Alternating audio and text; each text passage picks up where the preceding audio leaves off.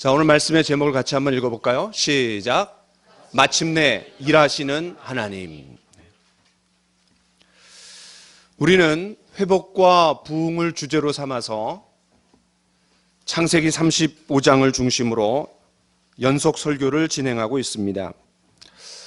첫 시간에는 하나님께서 야곱에게 주신 명령, 일어나 베델로 올라가라, 이 말씀을 좀 나누었습니다. 두 번째 시간에는 야곱에게 주신 두 번째 명령, 거기서 제단을 쌓으라에 대해서 말씀을 살펴보았습니다. 세 번째 시간에는 그 하나님이 주신 명령을 받들어서 이 야곱이 어떻게 반응했는지 3절 일어나 베델로 올라가자에 대해서 말씀을 나누었습니다. 베델로 올라가기 위해서는, 세겜을 떠나기 위해서는 세 가지의 조치가 필요했습니다. 지난 주일에는 응답하시고 함께하신 하나님께 라는 제목으로 말씀을 나누었습니다. 1절에서 하나님은 내 형 에서의 낯을 피하여 도망하던 때에 내게 나타나신 하나님께 제단을 쌓으라 라고 했습니다. 그런데 그것을 야곱은 어떻게 바꿨어요? 내 환난 날에 내 기도에 응답하신 나의 하나님, 그리고 나의 가는 길에서 나와 함께 하신 하나님께 제단을 쌓자라고 바꾼 그런 과정을 좀 살펴보았습니다. 오늘은 다섯 번째 시간입니다. 마침내 일하시는 하나님. 이 말씀을 통해 우리 각자의 삶 속에서 일하시는 하나님, 역사하시는 하나님에 대해 우리가 깊이 경험하고 누리게 되기를 간절히 축원합니다. 첫 번째는 상수리 나무 아래에 묻고를 좀 살펴보려고 해요. 이 야곱과 그 집안 사람들은 베델로 올라가기 전에, 다시 말해서 죄악의 땅, 이 세겜을 떠나기 전에 세 가지 결단을 해야 했습니다. 여러분, 그 세 가지가 뭡니까? 첫 번째는 이방 신상들을 버리라, 그리고 자신을 정결하게 하라, 그리고 의복을 바꾸어 입으라. 이 세 가지입니다. 그들은 삶의 대방향 전환을 요구받았습니다. 과거와 단호하게 결별해야 했습니다. 그들이 이 세 가지를 결단해야 했던 것처럼 세 가지를 시행해야 했습니다. 그걸 좀 보려고 해요. 첫 번째는 아뢰입니다. 이 영적 권위가 회복된 야곱의 말을 집안 사람들은 허투루 듣지 않았습니다. 하나님의 말씀으로 받으며 그대로 실행했습니다. 그 첫 번째가 뭐냐면 아뢰입니다. 아래에 묻었어요. 땅 아래에 묻었어요. 여러분, 회복과 부흥이 일어날 때마다 교회 역사에 두드러진 특징이 뭔지 아세요? 하나님의 말씀에 대한 경외입니다. 하나님의 말씀을 귀하게 여긴 거예요. 두려움과 떨림으로 하나님의 말씀을 성도들이 받고 권위 있게 그 말씀을 받아들였습니다. 우리 모두도 하나님의 말씀을 두렵고 떨림으로 받게 되기를 간절히 축원합니다. 제가 이제 미국에서 여러 교회를 다녀봤는데 미국 교회 특징이 있어요. 성경 봉독을 하면 모든 성도들이 그 자리에서 일어납니다. 그리고 하나님의 말씀을 받는 것에 대해서 감격합니다. 그리고 앉습니다. 일어난다라는 것은 그 하나님의 말씀에 대한 존중의 의미가 있는 거예요. 지난 주일에 이미 우리가 아래에 대해서 좀 살펴봤기 때문에 간단히만 언급하려고 합니다. 이방 신상들과 귀걸이들을 다 빼갖고 야곱에게 줬어요. 근데 그 야곱이 그걸 어떻게 했어요? 땅 아래에 묻는 거예요. 왜 그렇습니까? 그 이방 신상들과 귀걸이들이, 부적 같은 귀걸이들이 그들을 위해서 짓누르고 조종하고 지배했던 거예요. 그러나 이제는 주인이 바뀌었습니다. 그들은 모든 우상들보다 더 위에 계신 하나님으로부터 지배를 받기로 결단한 거예요. 때문에 그들은 이방 신상들과 귀고리들을 모두 땅 아래에 묻었어요. 아래에. 제가 실례를 하나 들어보겠습니다. 여러분, 출애굽 시대에 바로는 히브리 산파 시브라와 부하에게 뭐라고 얘기합니까? 너희가 해산을 도울 때 히브리 여인들이 아들을 낳으면 죽이고 여자아이를 낳으면 살려두라. 다시 말해서 씨를 말려버리는 거예요. 민족 말살 정책을 쓴 거예요. 그때 두 산파가 어떻게 했습니까? 우리 같이 한번 읽어봅시다. 시작.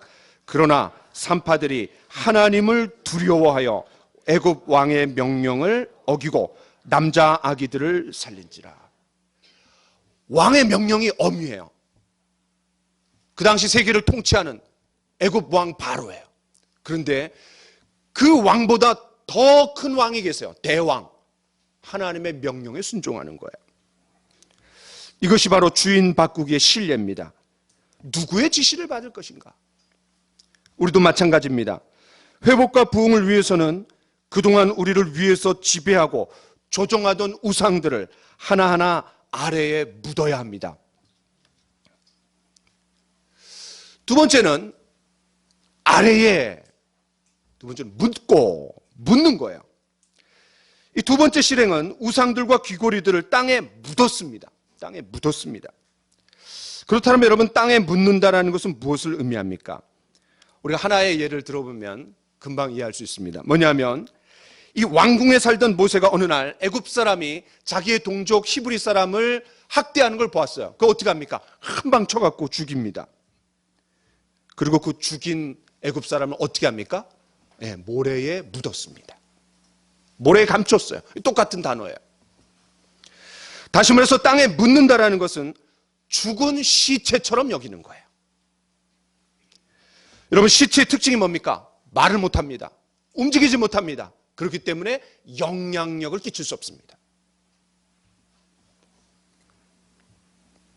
다시 말해서 야곱의 집 사람들이 모든 이방 신상들과 부족 귀고리들을 모아서 땅에 묻었다라는 것은 그것들을 죽은 시체처럼 여겼다라는 거예요. 우상 숭배와의 완전한 포기, 완전한 결별을 의미합니다. 그걸 상징적으로 표현한 것이 땅에 묻는 행위였어요. 여러분, 이스라엘 백성들이 출애굽했다라는 가시적인 표시가 뭡니까? 애굽과 완전히 결별했다라는 가시적인 상징적인 의미가 뭡니까? 홍해가 갈라져 갖고 다시 합쳐져서 다시는 애굽으로 돌아갈 수 없게 된 거예요. 홍해 때문에 다시 돌아가려고 해도 돌아갈 수가 없어요. 이것은 애굽과의 완전한 결별을 의미합니다. 여러분, 그 애굽은 지금의 언어로 말하면 세상입니다. 세상과의 결별이 일어나는 거예요. 다시 말해서 세상에 대해서 죽은 사람들이 그리스도인들입니다. 여러분, 이것을 성경의 언어로 표현한 게 어떤 표현입니까? 세례입니다. 물속에 들어가는 거, 이건 세상에 대해서 죽었다. 마귀에 대해서 죽었다. 죄에 대해서 죽었다. 육신에 대해서 죽었다라는 표시예요. 그걸 상징적으로 표현한 거예요. 저와 여러분들도 옛사람의 행위들을 땅에 묻어서 시체처럼 여기게 되기를 간절히 축원합니다. 바울 사도도 거룩한 삶, 성결의 삶, 다름의 삶을 이렇게 표현했어요. 같이 한번 읽어봅시다. 시작. 이와 같이 너희도 너희 자신을 죄에 대하여는 죽은 자요 그리스도 예수 안에서 하나님께 대하여는 살아있는 자로 여길지어다. 여기라는 거야. 내가 세상에 대해서 죽었다. 그리스도와 함께 죽었다. 그러나 그리스도와 함께 부활했다. 여기라는 거예요. 세 번째는 상수리 나무입니다. 이 야곱은 이 집안 사람들이 가져다 준 이방 신상들과 귀고리들을 어디에 묻었어요? 상수리 나무에 묻었어요. 상수리 나무 아래에 묻었어요. 이것이 세 번째 실행입니다. 그냥 땅 아래에 묻으면 되지 왜 하필 상수리 나무였을까요? 또 일반적인 상수리 나무가 아니라 이렇게 표현합니다. 세겜 근처 상수리 나무 아래에 묻었다고 합니다. 세겜 근처. 구체적인 장소를 지칭했어요. 왜 그랬을까요? 이 야곱에게는 상수리 나무가 굉장히 의미가 있었어요. 자, 우리 중요하니까 같이 한번 찾아보겠습니다. 여러분, 창세기 12장으로 한번 가볼까요? 우리 같은 책 창세기 12장입니다.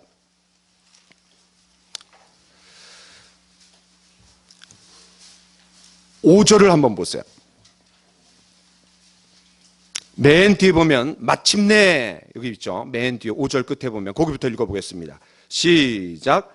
마침내 가나안 땅에 들어갔더라. 아브라함이 그 땅을 지나 세겜 땅 모래 상수리 나무에 이르니. 그 다음에 7절 시작. 여호와께서 아브라함에게 나타나 이르시되 내가 이 땅을 네 자손에게 주리라 하신지라. 자기에게 나타나신 여호와께 그가 그곳에 제단을 쌓고. 우리가 잘 아는 것처럼 아브라함이 갈대아 우르에 있었을 때 하나님 나타나셔서 너의 본토 친척 아비집을 떠나라 이렇게 말씀하셨습니다. 아브라함이 그 명령을 따라 가나안 땅에 들어와서 처음으로 제단을 쌓은 곳이 어디예요? 세겜 땅 상수리 나무. 뿐만 아니라 여호수아를 위시로 해서 이스라엘 백성들이 가나안 땅에 들어갔습니다. 정복 전쟁을 치르고 땅을 다 선택받은 후에 이 여호수아가 죽기 전에 언약식을 갖습니다. 근데 그 언약식을 어디서 가져요? 세겜에서 갖습니다. 자, 여러분 한 말씀을 한번 보겠습니다. 여기 보면은 그 언약식을 가지면서 여호수아가 이렇게 말합니다. 너희가 오늘 섬길 자를 택하라. 오직 나와 내 집은 여호와를 섬기겠노라. 그랬을 때 이스라엘 백성들이 어떻게 반응합니까? 우리도 여호와를 섬기리니 그는 우리 하나님이심이니이다 라고 엄숙하게 선언했습니다. 여호수아는 하나님과 이스라엘 백성들 간의 언약을 특별한 예식으로 그들의 기억 속에 각인시키고 싶었던 거야. 그래서 이렇게 했습니다. 우리 마지막 구절을 한번 읽어봅시다. 시작. 그날에 여호수아가 세겜에서 백성과 더불어 언약을 맺고 그들을 위하여 율례와 법도를 제정하였더라. 여호수아가 이 모든 말씀을 하나님의 율법책에 기록하고 그 돌을 가져다가 거기 여호와의 성소 곁에 있는 상수리 나무 아래에 세우고. 그렇습니다. 이 상수리 나무는, 특별히 세겜 땅 상수리 나무는 여러 가지 면에서 이스라엘 백성들에게 상징적인 의미가 있었던 거예요. 그냥 단순한 나무가 아닙니다. 할아버지 아브라함이 믿음으로 본토 친척 아비집을 떠나 장장 1700km나 되는 어마어마한 거리, 최소한 4개월 동안 걸어가야 했던 거리, 산 넘고 물 넘고 강 넘고 도적의 위협, 강의 위협이 있었던 그 어마어마한 거리를 믿음 하나 붙잡고 약속 하나 붙잡고 왔던 거예요. 그 하나님을 깊게 만나고 그 하나님께 깊은 헌신을 다짐하는 시간을 그 상수리 나무 아래에서 가졌던 거예요. 저는 그거를 생각할 때 이 창세기 35장 4절 말씀을 묵상하면서 이런 생각을 좀 해봤어요. 이 야곱이 이방 신상들과 귀고리들을 땅에 묻으면서 무슨 생각을 했을까? 어떤 마음의 심정이었을까? 우리 할아버지 아브라함은 믿음으로 모든 것을 뒤로 하고 하나님의 약속 하나만 붙잡고 왔는데, 나는 약속을 붙들기는커녕 오히려 베델에서 했던 약속을 헌신짝처럼 내버리고 그 소원을 무시하고 이 세겜 땅에서 뭉개고 앉아갖고 죄악 속에 있고 많이 울고 통회하면서 묻었을 것 같아요. 야곱은 모든 집안 사람들로 하여금 할아버지 아브라함의 믿음의 결단을 다시 한번 상기시키고 싶었던 거예요. 그래서 베델로 올라가 제단을 쌓기 전에 거룩한 결단의 행위, 거룩한 서약으로서의 특별한 예식을 치르는 거예요. 저와 여러분에게도 상수리 나무가 있습니까? 과거의 하나님을 깊이 만나고 또 헌신의 다짐을 기억하게 해주는 그런 상징들, 그런 흔적들,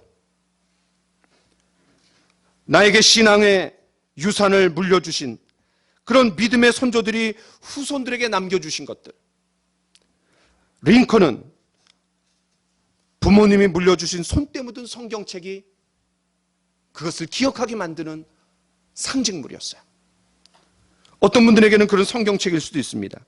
또 어떤 분들에게는 빛바랜 사진일 수도 있습니다. 또 부모님이 물려주신 유품일 수 있습니다.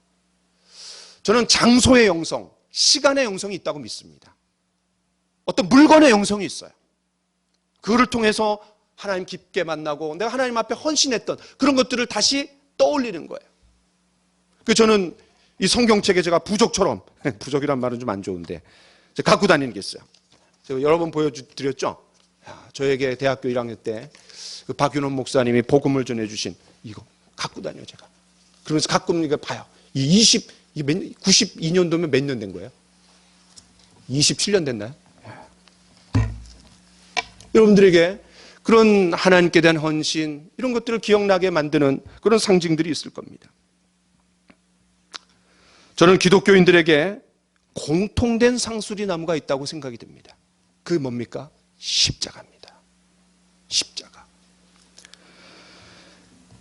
주님의 사랑을 뜨겁게 경험한 곳, 그리고 내가 그 주님께 대한 헌신을 다짐한 장소, 그게 골고다 언덕 십자가 아닙니까?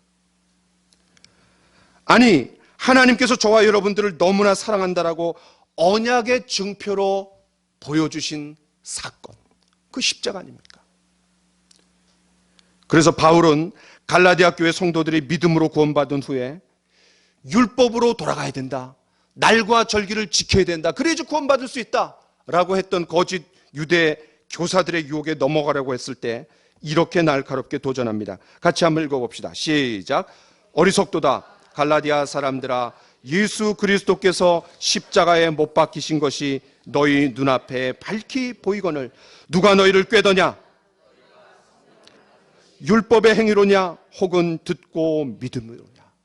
이미 예수님의 십자가 죽음이 끝난 지 오래됐어요. 그런데 너희 눈앞에 밝히 보이지 않느냐?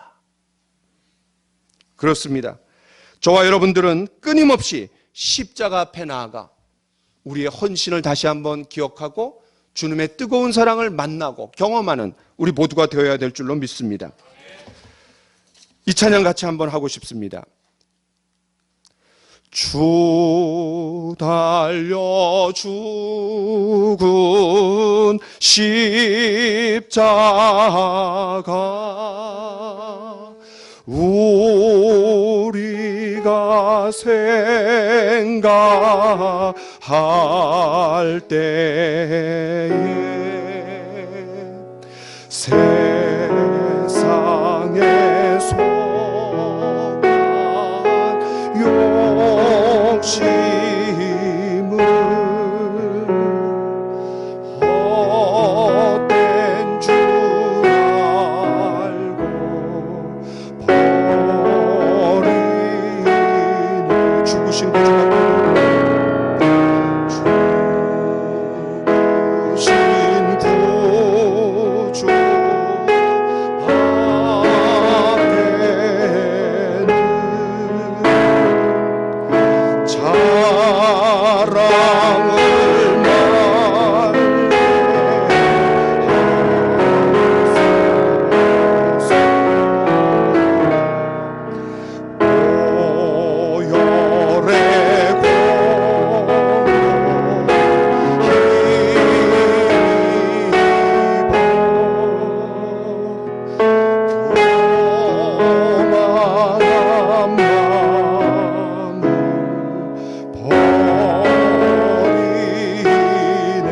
박힌 손발 보니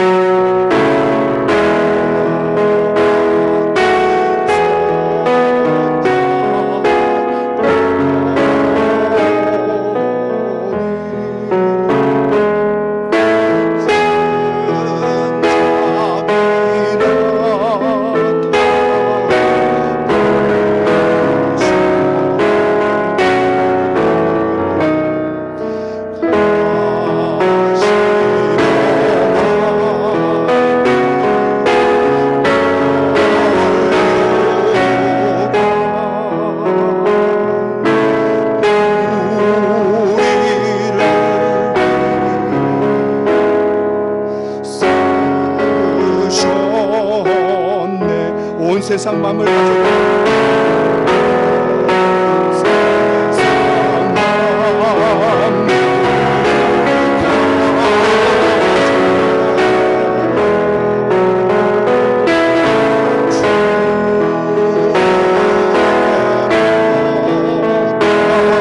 세상 마음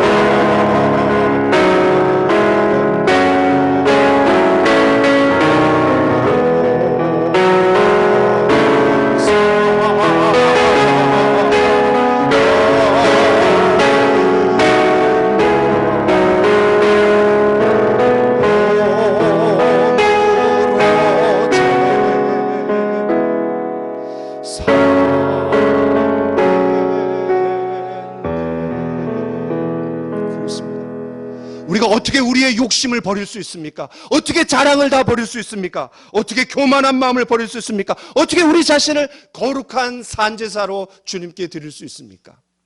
우리가 십자가 앞에 나아갈 때, 그 십자가를 바라볼 때 너희 눈앞에 십자가가 보이지 않느냐라고 고백했던 이 바울 사도의 고백이, 또 그 신앙이 우리의 신앙이 되기를 원합니다. 모든 무거운 것과 짐진 것들을, 더러운 것들을 우리가 십자가 아래로에 가져옵시다. 십자가에 못 박읍시다. 자주자주 십자가를 꺼내보고 품에 품고 그 십자가를 기억합시다. 야곱과 그의 온 집안 사람들이 세 가지 결단과 세 가지 실행을 한 후에 드디어 베델로 올라가는 순례의 길을 행합니다. 본문에서 올라가다라는 단어가 1절하고 3절에 나옵니다. 그런데 나중에 이 단어는 이스라엘 백성들이 하나님이 계신 시온산, 시온성, 그 예루살렘으로 올라갈 때 그 올라가다라는 표현, 그것이 바로 순례의 길을 올라가다, 순례자처럼 올라가다라는 그런 의미로 사용되었습니다. 그러니까 이 야곱과 그 가족들은 베델을 향해서 순례의 길을 가는 거예요. 1절에서 하나님께서 야곱에게 주신 명령들, 그리고 2절, 3절, 4절은 그 야곱이 그 명령에 반응하여 결단하고 실행에 옮긴 것을 말합니다. 5절, 그 5절은 뭡니까? 그들이 그렇게 실행에 옮겼을 때 기적이 일어났습니다. 여러분 5절을 한번 봅시다. 다 같이 한번 읽어봅시다. 시작.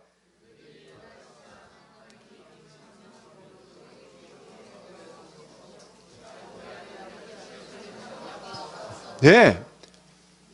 이거 뭐라고 말하고 있어요? 하나님께서 그 사면 고울들로 크게 두려워하게 하셨다 그랬어요. 크게 두려워하게 하셨다.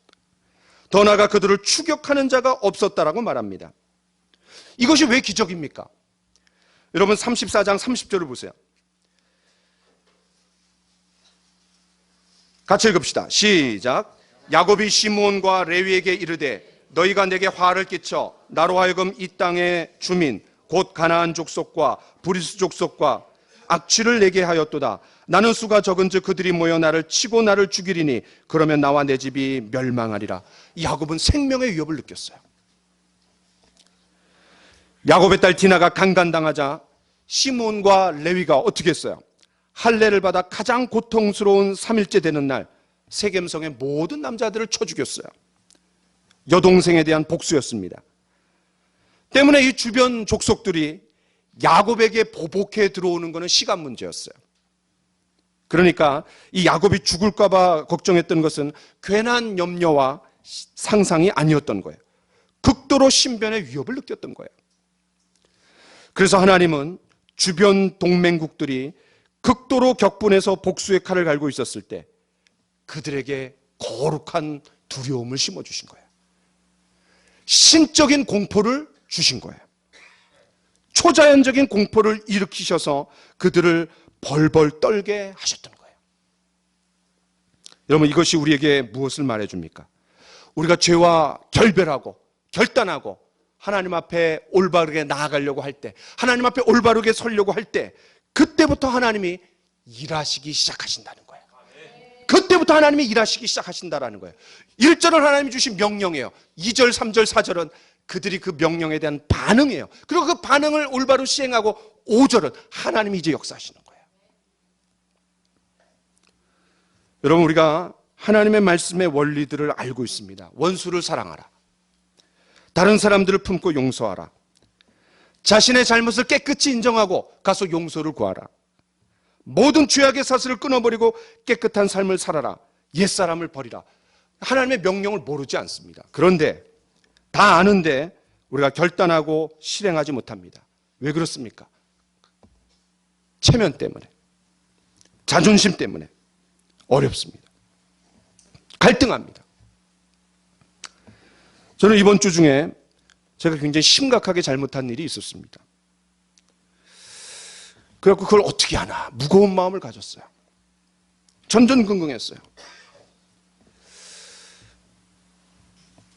그래서 갈등하다가 저보다 나이도 한참 아래에 있는 사람이었는데 제가 잘못을 인정하기는 하는데 제 체면과 자존심을 꺾기가 어려웠어요. 주변에서 자꾸 보챕니다. 망설였습니다. 포기하고 싶었습니다. 더 완강하게 내가 잘했다라고 막 주장하고 싶었습니다. 그리고 분노를 품었습니다. 근데 그때 하필 십자가가 떠올랐어요. 주님께서 날 위해 십자가에서 죽기까지 낮아지셨는데 내가 뭘 못하나? 이 내 알량한 자존심 하나 때문에 내가 잘못했는데 용서를 못 구하나? 또 창세기 35장 말씀이 생각이 났어요. 왜냐하면 이거 제가 시리즈로 좀 설교하고 있으니까 계속 묵상하고 있잖아요. 그래서 말씀을 전하는 나에게 먼저 적용해야지 내가 누구한테 뭐 잘하라고 하겠는가? 이방 신상들 귀걸이들을 다 벗어버리고 그를 상수리 나무 아래 묻고 그들이 떠난 이것들이 생각이 났어요. 그래서 용서를 구하러 용기를 내서 갔어요. 그리고 눈물을 흘리면서 용서를 구했어요. 감사하게도 그 상대방이 용서를 받아줬어요. 그러니까 하여튼 제가 그때 이제 깨달은 게 뭐냐면, 이게 순간의 결단이구나. 그 순간의 결정을 어떻게 하느냐에 따라 내 삶이 완전히 달라질 수 있구나. 그거 하나 제가 깨달았어요. 그러면서 이제 깨달은 게 또, 마음 편하게 살려면 십자가를 생각하면 안 되는구나. 그리고 편하게 살려면 성경을 읽지 말고 가능한 멀리 해야 되는구나. 이걸 제가 깨달았어요. 그렇습니다.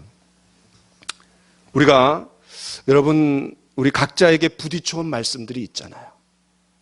아침에 경건의 시간을 가지면서 성경을 읽으면서 또 주일 말씀을 들으면서 성경을 공부하면서 그때 우리에게 부딪혀온 말씀을 내가 의지적으로 결단해서 순종할 때 그때 주님이 그때부터 일하기 시작하시는 거예요. 그 전까지는 아무 일도 일어나지 않아요. 내가 그걸 붙들고 씨름하고 갈등하다가 순종할 때 그때 주님이 마침내 일하기 시작하시는 거예요. 저와 여러분들이 신앙인들이라면 하나님이 함께해 주시는 하나님의 사람들이라면 우리가 하나님께서 우리를 위해 일하심을 보고 경험하고 누리고 그렇게 살아야 되지 않겠어요? 회복과 부흥을 경험하며 살아가는 우리들에게 주변 사람들이 좀 놀라고 우리의 모습을 통해 저 사람을 보니까 하나님 살아계시는구나. 저 사람은 하나님의 사람이구나. 저 사람은 함부로 할 수 없구나. 이런 것들을 좀 느끼게 해줘야 되지 않겠어요? 저는 말씀을 준비하면서 이런 찬양이 떠올랐습니다. 주 이름 큰 능력 있도다 난 믿네 그 이름 우리 같이 찬양합시다. 예수의 그 이름 부를 때 새 생명 얻었네 마귀는 떠나가고 갇힌 자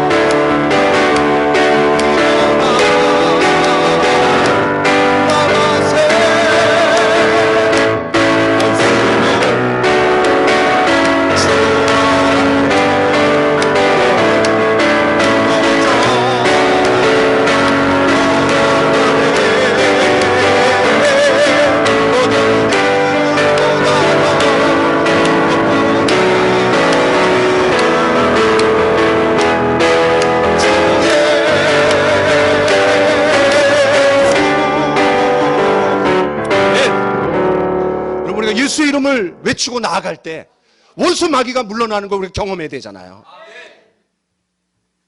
이것이 우리 그리스도인들 자부심과 긍지 아닙니까? 우리의 담대함이 여기서 나오지 않습니까? 두려워 말라, 내가 너와 함께함이라. 놀라지 말라, 나는 내 하나님이 됨이라. 내가 너를 굳세게 하리라. 참으로 너를 도와주리라. 참으로 나의 의로운 오른손으로 너를 붙들리라. 우리의 믿음이 시시때때로 상처 입고 좌절하게 되고 낭망하게 될 때, 야, 이런 말씀들 얼마나 귀한 보석 같은 말씀들이에요. 이 말씀 붙들고 씨름하고 기도하는 거예요. 이제 성경에서 창세기 35장 5절과 같이 하나님께서 개입하셔서 거룩한 두려움, 초자연적인 공포를 불러일으킨 몇 가지 경우를 좀 살펴보려고 합니다. 첫 번째는 맹수의 위협으로부터 하나님이 건져주셨어요. 자, 여러분, 창세기 9장입니다. 우리 창세기 9장 1절 2절을 같이 한번 읽어봅시다. 창세기 9장 1절 2절입니다. 자, 우리 같이 한번 읽어봅시다. 시작. 하나님이 노아와 그 아들들에게 복을 주시며 그들에게 이르시되 생육하고 번성하여 땅에 충만하라. 땅의 모든 짐승과 공중의 모든 새와 땅에 기는 모든 것과 바다의 모든 물고기가 너희를 두려워하며 너희를 무서워하리니 이것들은 너희의 손에 붙였음이니라. 하나님은 홍수 심판 이후에 노아와 그 가족들을 맹수의 위협에서 보호해 주시는 거예요. 이 맹수들은 노아와 그 가족들을 함부로 할 수 없었는데 그 이유가 뭡니까? 하나님이 그 맹수들에게 두려움과 무서움을 집어넣어 주신 거예요. 여러분, 성경에서 하나님이 맹수들의 입을 봉해 주신 또 다른 사례가 기억나는 게 있으세요? 네, 다니엘입니다. 다니엘. 다리오 왕 때 한 달 동안 신상들이나 어떤 사람에게 기도하면은 사자굴에 집어넣겠다라는 왕의 조서가 내려졌어요. 이때 다니엘이 어떻게 합니까? 다니엘이 이 조서에 왕의 도장이 찍힌 것을 알고도 자기 집에 돌아가서 윗방에 올라가 예루살렘으로 향한 창문을 열고 전에 하던 대로 하루 3번씩 무릎을 꿇고 기도하며 그의 하나님께 감사하였더라. 왕의 조서가 찍힌 걸 알고도 문을 열어놓고 전에 하던 대로 예루살렘을 향해 3번씩 기도했습니다. 아니나 다를까 대적자들이 몰래카메라를 들이대갖고 찍어갖고 왕에게 갖다 주는 거예요. 아무리 왕이 다니엘을 귀하게 여기고 좋아했지만 자기가 내린 어명을 스스로 어길 수는 없었습니다. 그래서 할 수 없이 조서대로 사자굴에 집어넣었습니다. 근데 이 다리오 왕은 이 다니엘을 너무나 귀하게 여겨요. 앞선 바벨론 느부갓네살 왕 때도 총리였고 다리오 왕 때도 총리예요. 그래서 이 다리오 왕은 밤새도록 금식하고 모든 오락을 그치고 잠도 자지 않은 채 다니엘이 궁금해서 그 다음날 득달같이 달려가갖고 사자굴로 뛰어갑니다. 놀랍게도 다니엘은 해를 입지 않았어요. 그리고 그 다리오 왕에게 이렇게 말합니다. 우리 같이 한번 읽어봅시다. 시작. 나의 하나님이 이미 그의 천사를 보내어 사자들의 입을 봉하셨으므로 사자들이 나를 상해하지 못하였어. 그렇습니다. 하나님 사자들을 보내갖고 이 사자의 입을 막아버린 거예요. 공포를 느끼게 한 거예요. 이 하나님의 사람이다. 함부로 하면 안 된다. 그렇습니다. 하나님께서 우리를 각종 맹수의 위협으로부터 보호해 주십니다. 어쩌면 보호해 주셨는데 지금까지 모르고 살아왔던 것들도 되게 많을지 몰라요. 말벌이 그냥 확 하고 쏠 수도 있잖아요. 뱀이 확 하고 물을 수도 있잖아요. 요새 멧돼지가 많이 나타난다고 하는데 멧돼지 나타났고 그냥 베드로는 마귀를 뭐라고 비유했어요? 우는 사자처럼 두루다니며 삼킬 자를 찾는다 그랬어요. 그러니까 여기 맹수는 진짜 맹수일 뿐만 아니라 마귀일 수도 있어요. 또 바울은 에베소 교회 장로들에게 이리떼를 조심하라 그랬어요. 이리떼. 이리떼가 뭐예요? 거짓 유대 교사들이에요. 두 번째는 원수 대적자들로부터 하나님 보호해 주시는 거예요. 자, 우리 창세기에서 더 나아가서 출애굽기로 가봅시다. 출애굽기, 성경의 두 번째 책인 출애굽기 15장입니다. 104쪽입니다. 출애굽기 15장 14절, 15절, 16절을 좀 읽어보려고 합니다. 우리 같이 한번 읽어봅시다. 시작.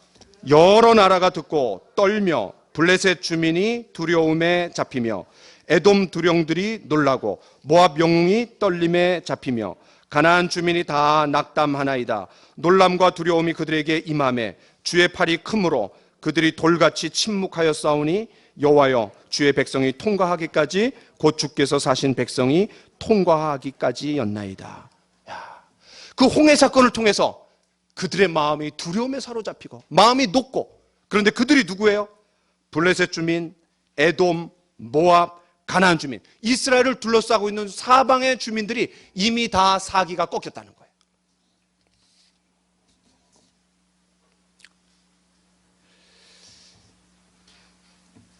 그 결과는 여기에서 멈추지 않습니다. 여리고 전투에서 승리로 이끈 원동력도 바로 홍해 사건이었습니다. 이스라엘 백성들이 출애굽한 지 40년이 지나서 가나안 땅의 첫 성 여리고에 정탐꾼을 보냈습니다. 그 정탐꾼들이 누구를 만나요? 라합을 만납니다. 우리 같이 한번 읽어봅시다. 시작.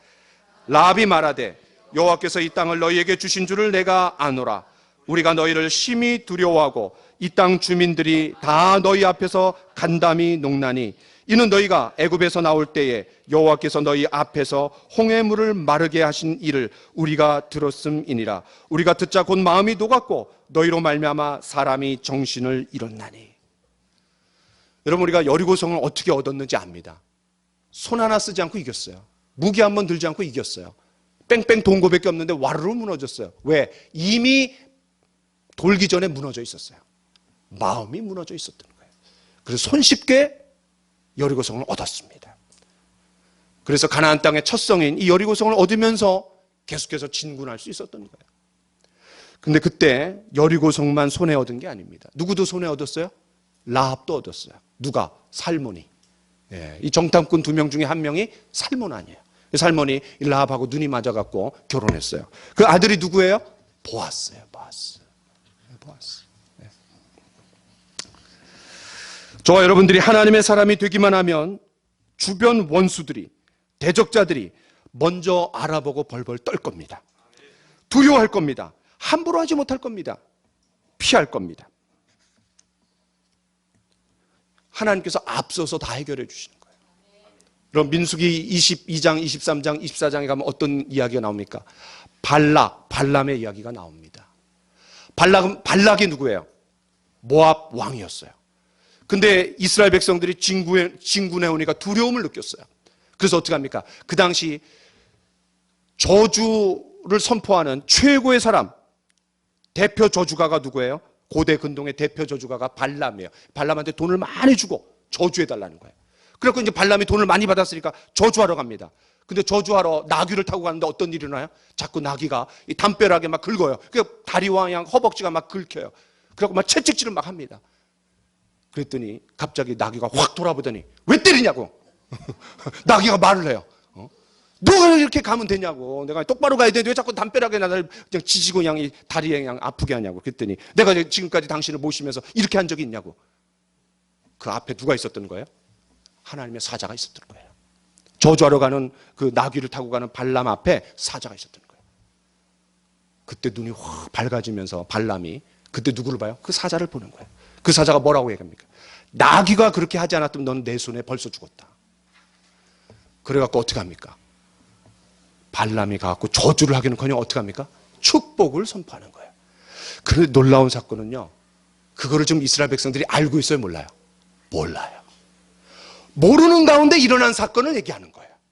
이게 뭘 얘기해 줍니까? 그들이 민수기 21장이 어떤 사건인 줄 아세요? 노뱀 사건이에요. 노뱀 사건. 그 노뱀 사건을 통해서 십자가를 깊이 경험하고 주님 앞에 회개하고 무릎을 꿇었어요. 그러면서 회개했더니 하나님이 역사하시는 거예요. 앞서가서 역사하시는 거예요. 저와 여러분에게도 이런 하나님께서 우리가 모르는 사이에 다 이루어 놓으시고 승리를 주시는 것을 경험해 나가기를 원합니다. 원수들이 벌벌 떨게 되기를 원합니다. 이게 그리스도인입니다. 저와 여러분들이 진짜 모르고 하나님이 축복해 주신 거 나중에 천국 가면 깜짝 놀라게 알게 될 게 되게 많을 것 같아요. 몰라요, 지금은. 그러나 하나님이 다 앞서서 역사해 주신 것들. 마지막 에베네셀입니다. 해안가의 블레셋은 이스라엘에게 늘 가시 같은 존재였습니다. 틈만 나면 쳐들어와서 이스라엘을 괴롭혔어요. 어느 날 블레셋이 아니나 다를까 쳐들어왔습니다. 그래서 열심히 싸웠어요. 얼마가 죽습니까? 4,000명이 죽었어요.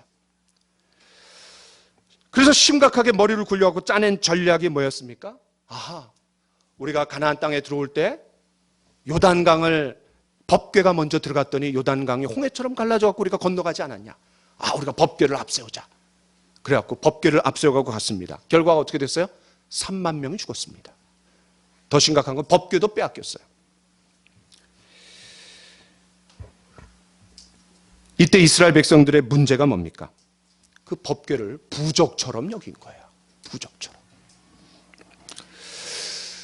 인간적으로 할 거를 다 해본 이스라엘이 깊은 절망감에 빠졌을 때 사무엘이 이렇게 말합니다. 같이 한번 읽어봅시다. 시작. 만일 너희가 전심으로 여호와께 제가 읽겠습니다. 만일 너희가 전심으로 여호와께 돌아오려거든 이방 신들과 아스타롯을 너희 중에서 제거하고 너희 마음을 여호와께로 향하여 그만을 섬기라. 그리하면 너희를 블레셋 사람의 손에서 건져내리라. 그렇게 하고 어디로 모아요? 미스바로 모이게 합니다. 그리고 거기서 금식을 선포합니다. 그리고 하나님 앞에 회개하면서 기도합니다. 그 결과 어떤 일이 일어납니까? 우리 같이 읽어봅시다. 시작. 사무엘이 번제를 드릴 때에 블레셋 사람이 이스라엘과 싸우려고 가까이 오매 그날에 여호와께서 블레셋 사람에게 큰 우레 바라여 그들을 어지럽게 하시니 그들이 이스라엘 앞에 패한지라.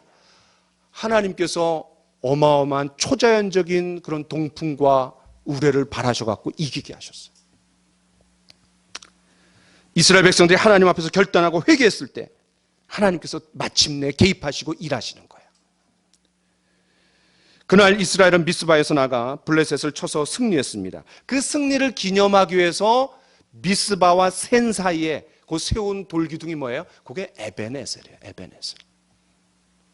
뜻이 뭡니까? 하나님께서 여기까지 우리를 도우셨다. 그런데 그 다음 구절 우리 같이 읽어봅시다. 시작. 이에 블레셋 사람들이 굴복하여 다시는 이스라엘 지역 안에 들어오지 못하였으며 여호와의 손이 사무엘이 사는 날 동안에 블레셋 사람을 막으시매. 이게 중요합니다. 하나님께서 블레셋에게 뭘 주신 거예요? 두려움과 공포를 불러일으켜 주신 거예요.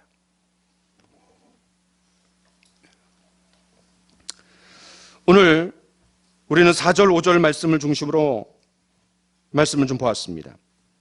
저는 한 말씀을 읽고 마치려고 합니다. 우리 다 같이 한번 이 말씀 읽어봅시다. 시작. 하나님께로부터 나신 자가 그를 지키심에 악한 자가 그를 만지지도 못하느니라. 여러분 얼마나 놀라운 약속입니까? 이 약속 붙들고 우리가 살아야 되지 않겠어요? 하나님께로서 나신 자 예수 그리스도께서 우리 안에 계시고 그분이 저와 여러분들을 붙드신다는 거예요. 보호해 주신다는 거예요. 저와 여러분들이 하나님의 말씀에 결단하고 실행에 옮겨 앞으로 나아갈 하나님께서 그때부터 일하기 시작하십니다.